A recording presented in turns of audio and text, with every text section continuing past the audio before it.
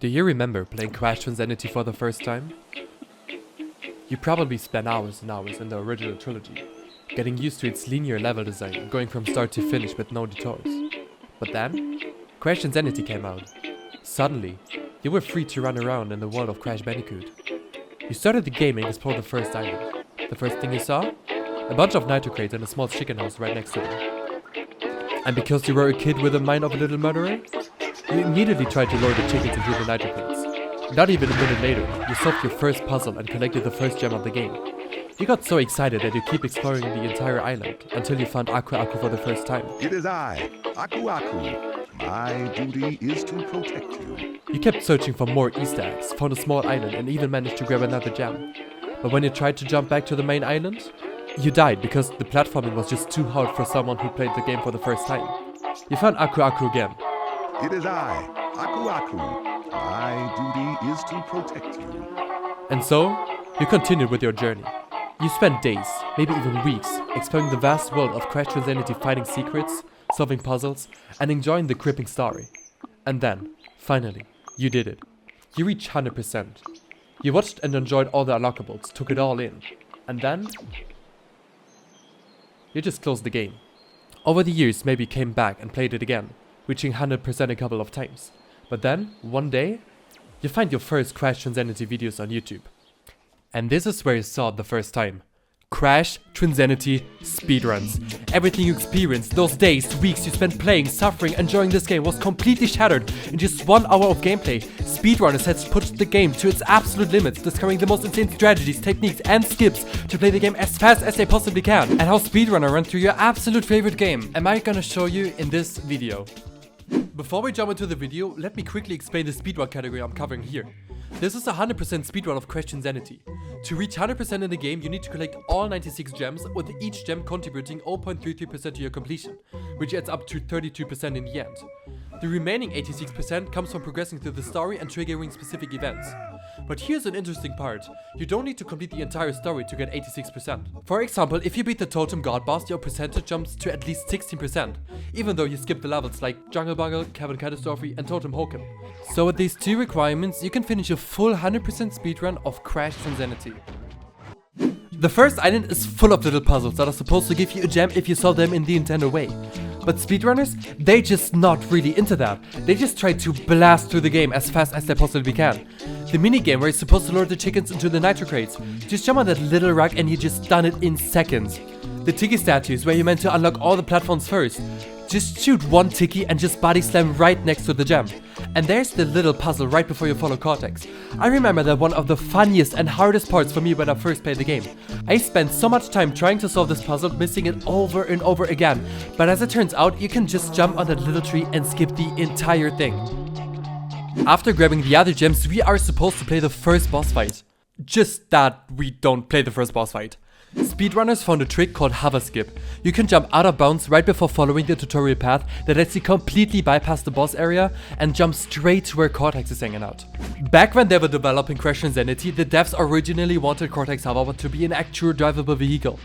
By jumping around the boss fight arena, you can actually trigger an invisible pickup, which makes it able to fly with a hoverboard. Now, if you fly under the arena and hit the trigger for the cutscene that normally plays after beating Cortex and Engine in the Mecha Bandicoot, you've just skipped the entire boss fight just in a moment. Cavern Catastrophe is a level where knowing the route is super important. If you go left here and right there, you automatically pick up the gems since they are right along your path. Also, knowing how to move fast in this game really matters. Just jump over this fence and land on the rock and you basically skip most of the right side of the track. Be quick here and you can skip the entire puzzle section. If you position yourself right there and shoot Cortex and Crash in the gear, you can almost completely skip the entire gear area and grab the gem instantly. There's also a mechanic called long jump. If you do a normal slide jump, you can store a long jump until the next time you lose height. You trigger it by doing a normal jump right at the edge of any texture. Using this technique, you can skip a bunch of parts of the level just using Crash. You can even grab the gem without having to throw Cortex at this platform. After Cavern Catastrophe, the way how we play the game changes drastically. By going out of bounds, if Cortex pushes you on top of the level, you not even skip the obstacles in the cave, you're gonna change the entire level routing in the game. As I explained in the intro, you can influence the story percentage by triggering later events. So what we do after going out of bounds is to skip the level Totem Hokum by jumping around the terrain of the mountain. Skipping this minigame and skipping the Totem God Boss, we can immediately get into the second half of the game. If you thought this was the way how we influenced the percentage counter, the crazy part actually starts now. So at this point we are not continuing with the story because speedrunners found a way to skip the entire ice climbing section by doing an insane glitch. Before we're entering ice climb, you can jump above the entry to get on top of the level. With a specific setup, you jump into the level again, and by body slamming you glitch through the floor to get inbounds again. Right after, you have to get the splash animation by touching the water. Now you trigger a bat so it will follow you to a specific position. By placing Crash at this spot and pressing the right buttons, we wait for the bat so it pushes Crash back out of bounds. After performing a very hard jump, you have to trigger the bat again by standing here. It has to follow Crash out of bounds so you can spin him inbounds again, but you have to snipe the bat into the checkpoint we avoided before.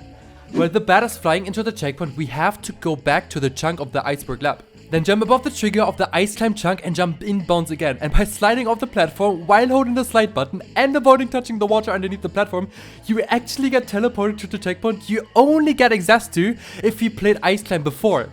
If you have no idea what just happened right now, I tried to explain it to you, but the theory behind is really insane. To understand the entire trick, you have to understand two mechanics called Curse Warp and Curse Splash. The map in Twinsanity is split in different chunks. So imagine we have chunk A, B, and C. Every chunk has a preset spawn point, so for the case if the game doesn't know where to respawn Crash if he dies, he gets respawned right there. Just imagine that Crash is in chunk B and there's a checkpoint in chunk A. It's required that Crash and the checkpoint are in two different chunks. If we now activate the checkpoint in chunk A while being in chunk B, the game does not know where to respawn Crash and it takes the preset spawn point of the last chunk we loaded. So if you die in chunk C, we get sent back to the preset checkpoint in the same chunk. This mechanic is called the Cursed Warp. The second mechanic you need to know is called the Curse Splash. The water in Crash Twinsanity is actually programmed in two layers, the splash layer and the death trigger. So if Crash touches the splash layer, the game shows an animation at the position where Crash enters the layer. The death trigger is where Crash actually got the death state and dies. But if Crash hits the death trigger without getting a new splash layer position, he gets teleported back to the position where the last splash animation was. So for this trick, we go out of bounds to avoid hitting this checkpoint so we can set up the Curse Warp. Then we body slam on that ice platform to trigger the splash animation to save that position. So when we now trigger a bat to go out of bounds again, we can use the same bat to hit the checkpoint while being in a different chunk, which in this case sets up the Curse Warp entirely. Now we jump above the trigger so we do not load a new chunk. Because the game thinks that we are in Iceberg Lab now, we trigger a death by the water, so the game teleports Crash to the position from Iceberg Lab to get the drowning animation. And because we entered a new chunk, the game does not know where to respawn Crash, so he gets respawned at the preset position by the game, which is right before Cortex on Iceberg Lab. The most insane part of the trick is that it's actually not done yet. So speedrunners try to get to finish the game as fast as they possibly can, so they can skip boss fights and cutscenes because they already got the entire 86% for the story. Means that after respawning, the state of the Curse Warp is still enabled. So if we now use the objects of the lab, we can jump out of bounds above the passage, which is actually the chunk trigger of Twinsanity Island. And because the game thinks that we are in Twinsanity Island right now, the death abuse now teleports us to the preset spawn point of the chunk of Twinsanity Island. Which means that we just skipped 7 levels without one entire hub world, so we get immediately to the last hub world of the entire game. From this point on, the order of the hub world stays the same as you are used to. Rockslide Rumble has no special tricks, and collecting the gem here is pretty much how you do it in a casual playthrough. In the main hub of Twinsanity Island, there are tons of puzzles you need to solve to collect the gems in this level. But as you probably guessed, most of them are skipped anyway.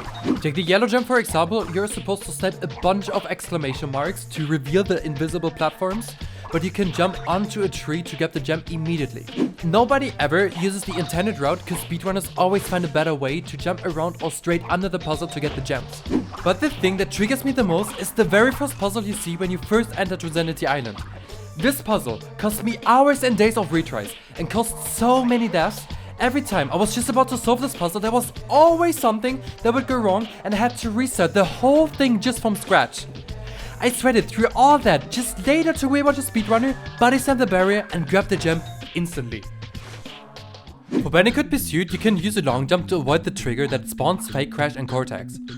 Which means that you can play through the whole section just as Crash, collecting all the gems you need by yourself, but for every segment you need to avoid a different trigger so Cortex and Fake Crash never spawn at all during all segments. Before entering the last level of the game, you skip 3 another puzzles to get 3 different gems, so every gem in Twinsanity Island finally got collected there. And Agony has some interesting parts where speedrunners use the level layout to get faster and grab all the gems quicker, but in general the entire meaning of the level just stays the same. Personally, I don't care, but I think he might want his gems back. This cutscene just got skipped by jumping out of bounds in this door and avoiding the cutscene trigger. The final boss fight doesn't change at all in speedruns, and the only strat you use is that you can stay on a specific position so you cannot get hit by the bullets in his left rifle. If we are finished watching 4 minutes of cutscenes, we continue and jump right on the boat behind our spawn point and collect the last gems we need to finish the entire first hub world. Totem Hokum starts in the same way as Bandicoot Pursuit. By jumping on top of the mountain by using the terrain of the level, we can actually avoid this cutscene. Now we have the opportunity to carry Cortex at least once, so the game saves the state of having Cortex enabled. Which means that if we activate a checkpoint now, the game thinks that we still have access to Cortex, and respawning on that checkpoint means that Cortex will respawn with Crash after death abuse. If you're now triggering a cutscene by throwing Cortex and die at the same time with Crash, we can actually glitch the game and get a state called Zombie. And for everyone that doesn't know what Zombie in speedrunning is, it's kinda like...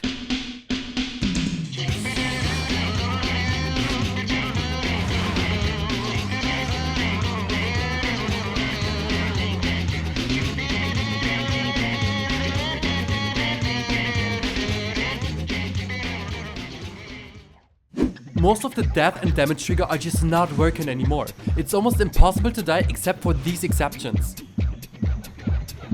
With enabling the zombie state, the way of playing the game gets way easier. Not even that nitro crates and enemies can't hit you, you're also being able to move in the water, which saves time almost everywhere. Every challenge and minigame coming up is either skipped or passed without even thinking of having fun of these challenges. Even in the Totem Hokum village itself, you can clear the entire village in less than 20 seconds. We not even have to free Cortex at all, because we can use the imprecise programmed terrain right before the chasing area.